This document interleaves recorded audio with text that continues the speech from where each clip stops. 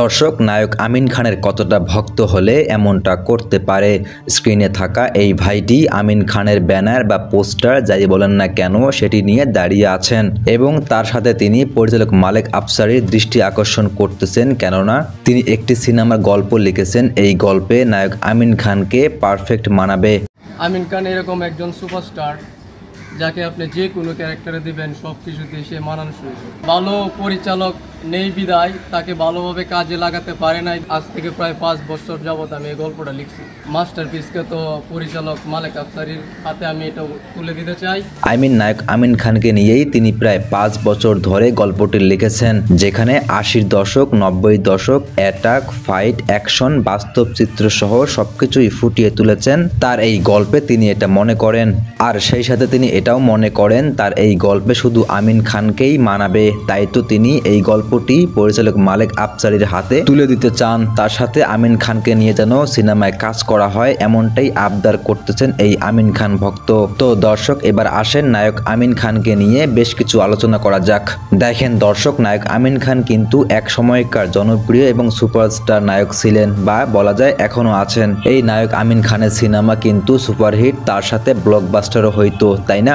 কিন্তু মাঝখানে তাকে নিয়ে কেন কাজ করা হচ্ছে না, কি কারণ থাকতে পারে, সবকিছুই কিন্তু দর্শকদের মাঝে ধোঁয়াশা। তবে যাই হোক দর্শক শ্রোতা, বর্তমান সময়ে নায়ক আমিন খানকে নিয়ে কিন্তু সিনেমা বানানো উচিত, কেননা নায়ক আমিন খানের দর্শক জনপ্রিয়তা ব্যাপক পরিমাণে আছে, যা আমি তাকে নিয়ে কয়েকটা ভিডিও বানানোর পর পুরোপুরি রূপে বুঝতে পেরেছি।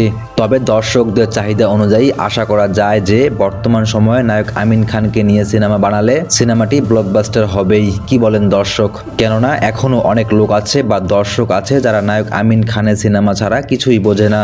তাই বর্তমান সময়ে তাকে নিয়ে কাজ করলে দর্শকরা আমিন খানের সিনেমা দেখার জন্য হলেও সিনেপ্লেক্সে ভিড় জমিয়ে দিবে, যেমনটা বর্তমান শাকিব খানের সিনেমার ক্ষেত্রে দেখা যাচ্ছে। তো দর্শক শ্রোতা, বর্তমান সময়ে নায়ক আমিন খানকে নিয়ে সিনেমা করলে কিন্তু বেশ ভালোই হবে, কেননা তিনি বর্তমান বেশ অ্যাকশন লুকে, বেশ হ্যান্ডসাম লুকে কিন্তু ধরা দিয়েছে।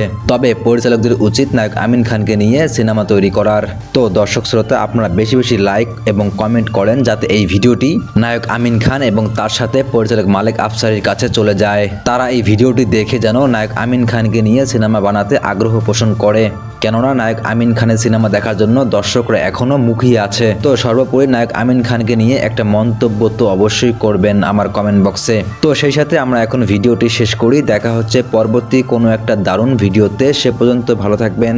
আল্লাহ হাফেজ।